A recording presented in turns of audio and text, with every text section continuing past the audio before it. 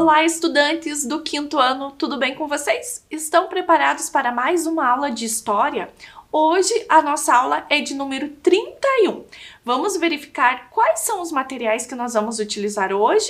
Então, olhem lá, como de costume, né? Nós vamos precisar do caderno para você fazer as anotações, lápis, borracha e lápis coloridos. Então, vou dar um tempinho para vocês separarem o material de vocês e eu já volto.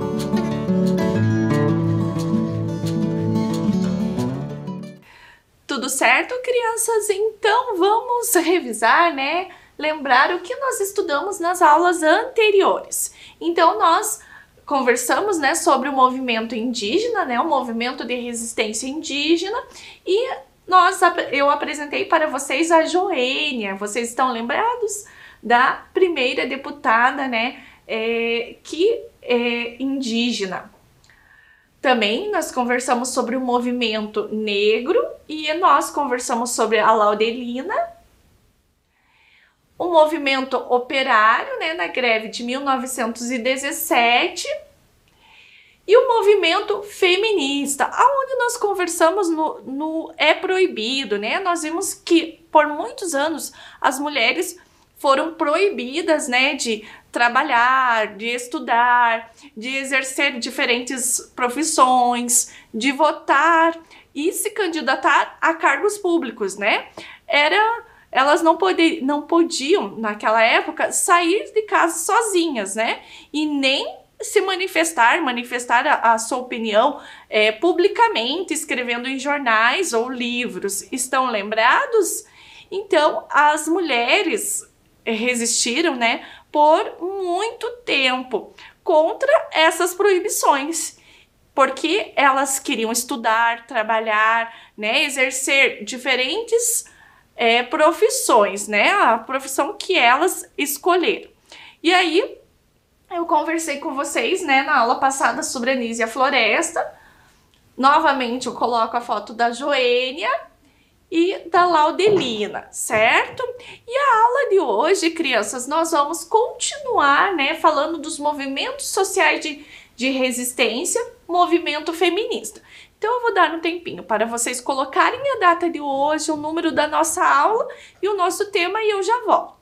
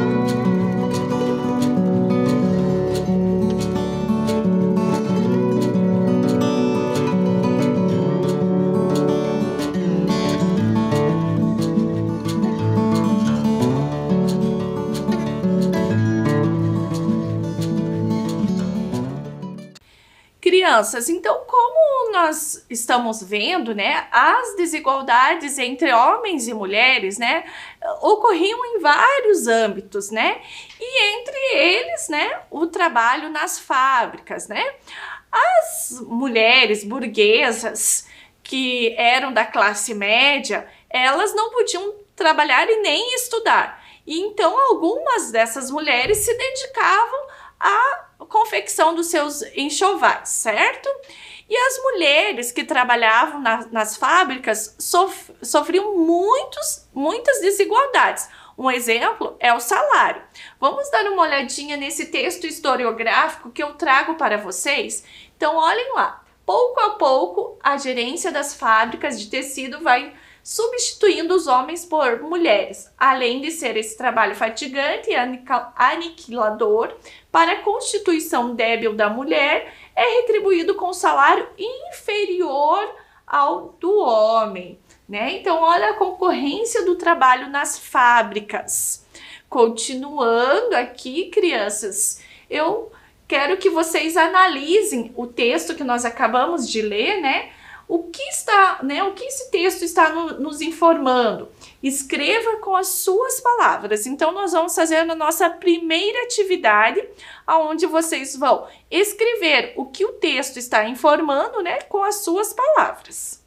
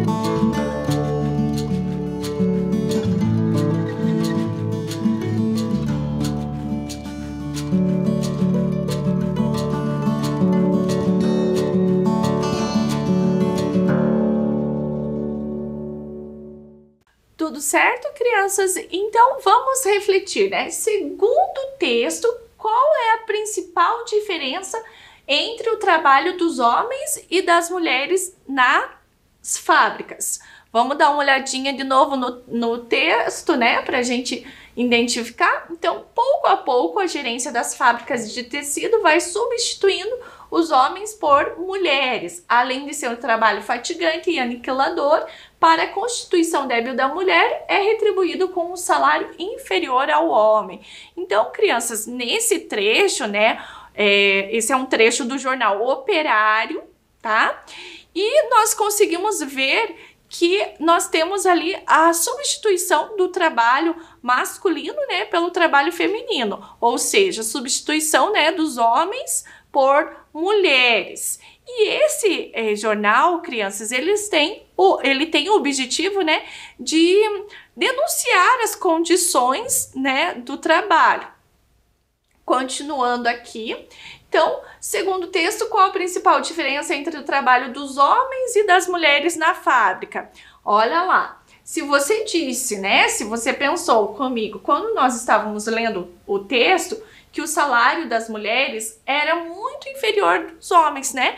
Então, por isso, crianças, que o trabalho, né, masculino vem sendo substituído pelo trabalho feminino, porque o salário, né, feminino acaba sendo inferior, né, ao masculino, aos dos homens. Eu trago para vocês analisarem um infográfico, né, de como é essa situação atualmente. Então, eu vou deixar um tempinho para vocês analisarem esse infográfico e eu já volto para a gente conversar um pouquinho, né, sobre ele.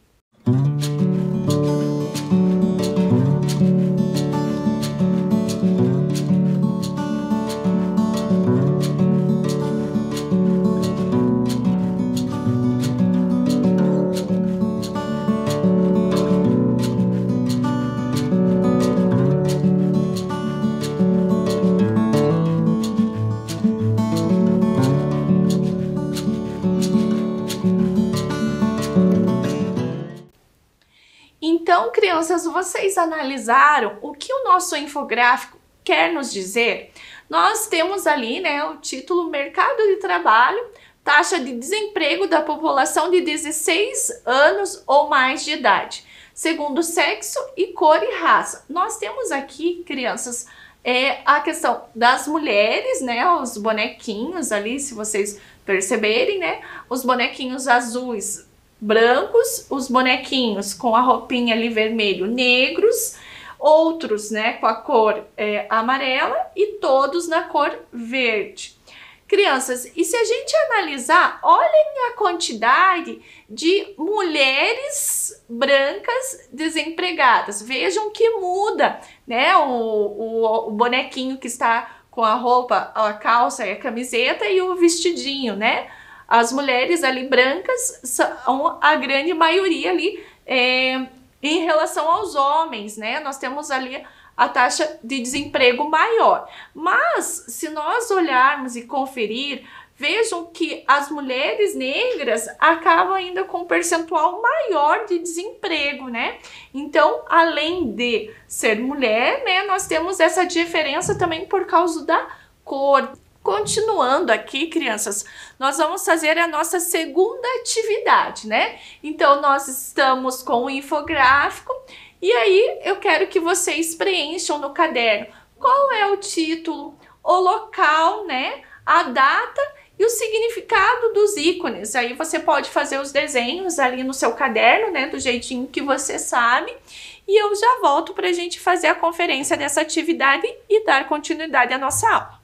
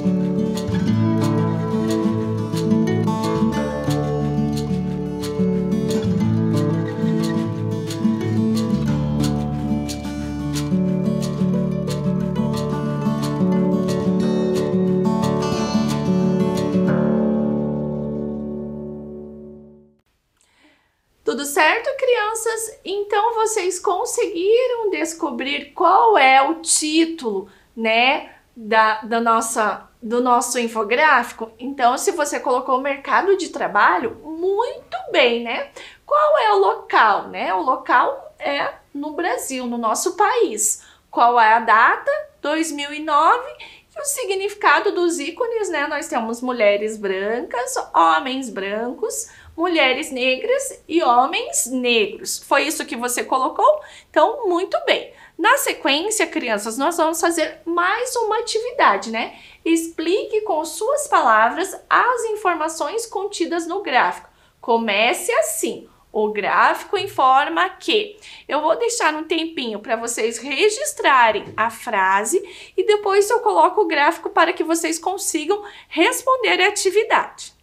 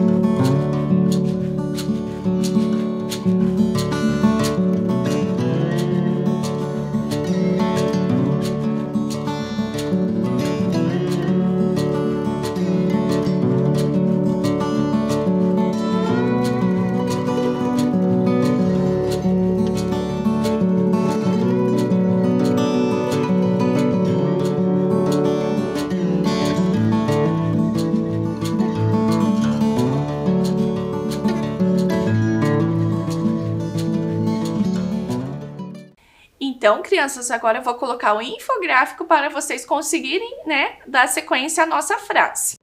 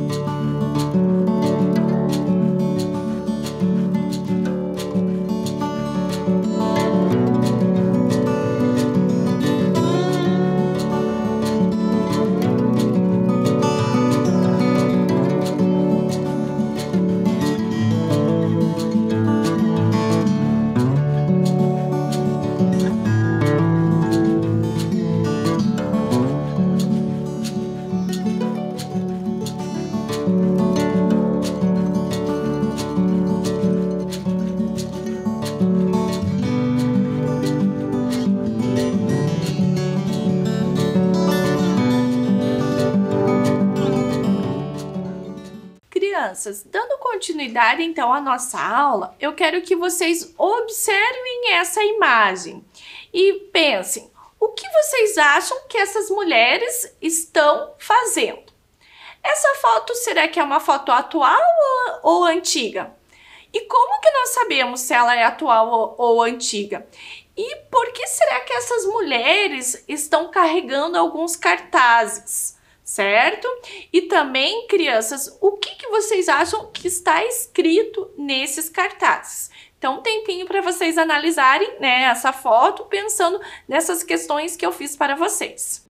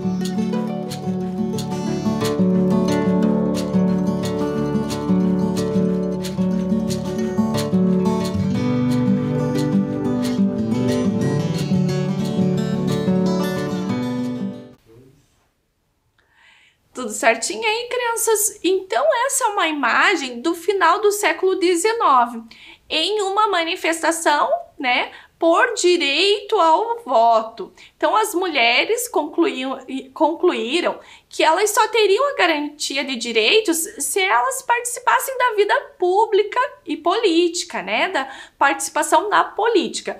E assim surge o primeiro movimento feminista, né, que tem várias fases, né, ou seja, vários momentos e que ganha novos destaques na mídia, certo? Então aqui nós temos, né, uma foto antiga, né, das mulheres lutando ali pelo direito ao voto e pela participação na vida política. Crianças, esse, né, movimento é um movimento feminista. E aí eu trago para vocês que o movimento feminista no Brasil, a dinâmica de uma intervenção política, o feminismo como um movimento social é um movimento essencialmente moderno.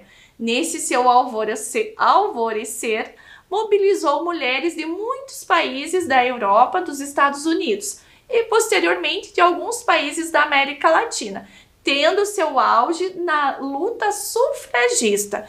Então, crianças, né, sufragista é um movimento, né, o nome dado a esse movimento feminista das mulheres aí, né, lutando pelo seu direito ao voto e à vida política. Continuando aqui, crianças, nós temos Emmeline Pankhurst, uma das fundadoras do movimento movimento sufragista no fim do século XIX. Tudo certo, crianças? Então agora nós vamos fazer, né, uma atividade, mais uma atividade. Então você vai usar os códigos para descobrir a palavra. Então, crianças, vocês vão anotar essa sequência de números no caderno de vocês e eu já coloco a tabela, né, da referência, que letra, né, se refere a cada número, para que vocês descubram sobre qual é a palavra que está escondida aqui, né? Como dica, é um movimento que nós estamos conversando na nossa aula.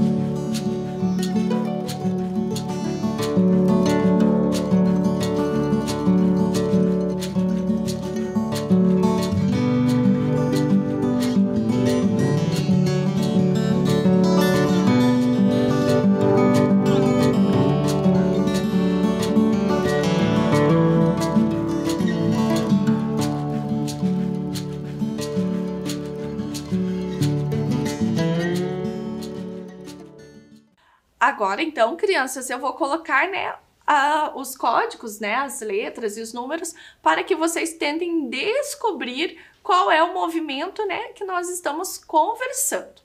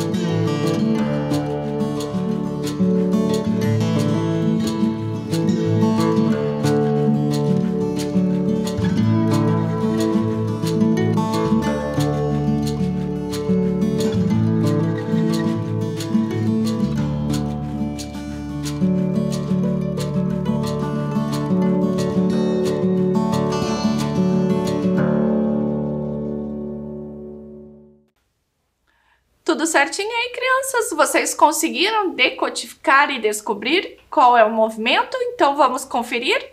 Olha lá, se você disse que é um movimento sufragista, muito bem, você acertou e está de parabéns. Dando continuidade, crianças, agora eu trago para vocês, né, essa imagem, que é uma fotografia dos integrantes da Federação Brasileira pelo Progresso Feminino. Vejam o que diz, né, o nosso slide. Em 25 de outubro de 1927, o movimento sufragista no Brasil alcançou sua primeira vitória, o reconhecimento do alistamento eleitoral feminino no estado do Rio Grande do Norte. Uma das representantes brasileiras, crianças, do movimento sufragista foi a Berta Lutz, né? Que lutou, né? Fez várias conversas, participações, né? Sobre o voto feminino no Brasil, né? Ela teve uma participação direta pela articulação política que resultou nas leis que deram direito ao voto, né, às mulheres e igualdade dos direitos políticos nos anos na década de 20 e 30. Agora, crianças, nós vamos ver um vídeo sobre a Berta Lutz. A bióloga Berta Lutz ocupou os mais diversos espaços para garantir os direitos das mulheres brasileiras. Filha do microbiologista Adolfo Lutz, Berta estudou ciências naturais na Sorbonne, em Paris. Trabalhou no Museu Nacional e foi a primeira mulher aprovada em concurso público no país. Berta Lutz lutou pelo voto feminino, foi deputada federal e buscou direitos e salários iguais para homens e mulheres. Berta foi uma das 4 mulheres a redigir e assinar a Carta de Fundação da ONU em 1948. Berta Lutz foi uma mulher observadora da natureza que encontrou na ciência e na militância o sentido da vida. Recusar à mulher a igualdade de direitos em virtude do sexo é denegar justiça à metade da população.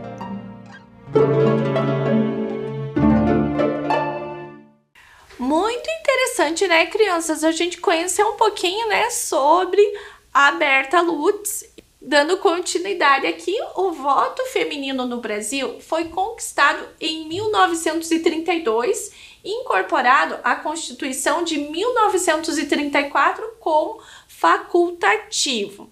Então, crianças, a intensa luta, né, fez com que o Brasil conquistasse, né, a garantia do direito ao voto feminino, né, ao voto feminino em 24 de fevereiro de 1932. Agora, crianças, eu trago para vocês, né, um gráfico sobre a participação das mulheres na política na atualidade.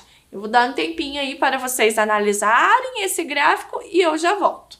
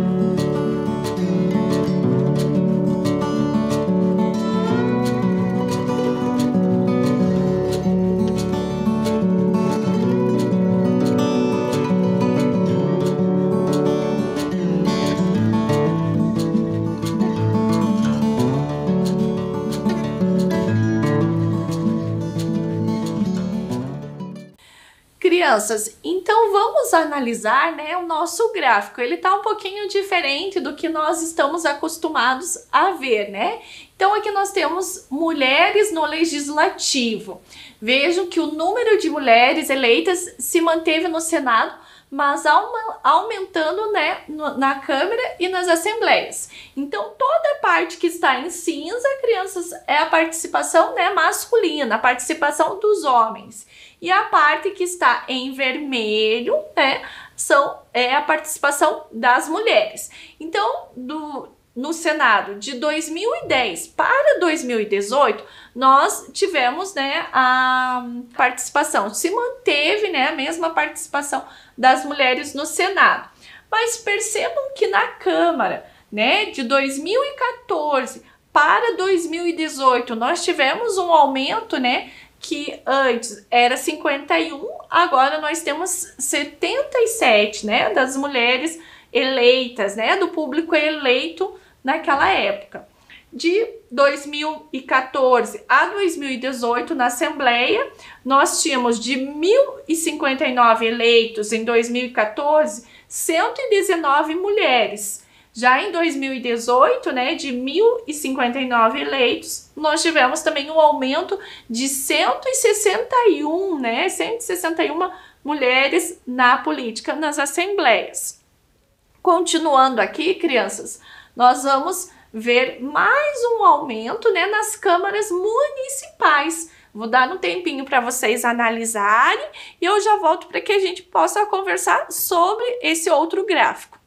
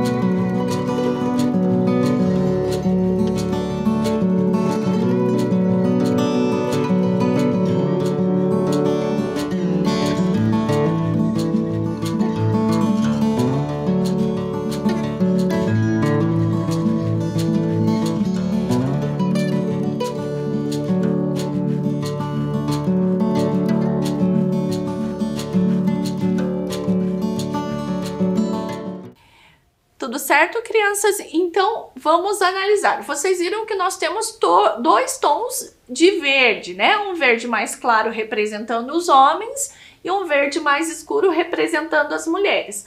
Vejam a quantidade de mulheres eleitas, né, como vereadoras nas câmaras municipais em 2012.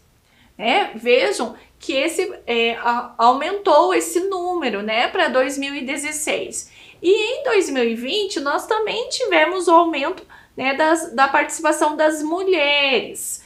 E percebam que em 2020 diminuiu, né, um tanto da participação dos homens.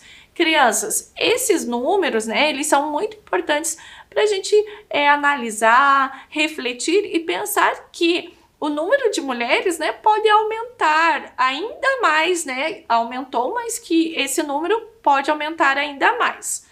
Na continuidade, crianças, eu trago para vocês aqui a informação sobre a Câmara Municipal de Curitiba.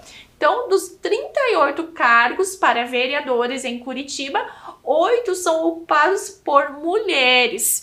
E aí eu trago a imagem da vereadora, né, primeira vereadora negra da história de Curitiba, a vereadora Carol D'Artora. Ela foi eleita, crianças, né, nas últimas eleições e a primeira mulher negra, né, eleita vereadora em toda a história de Curitiba.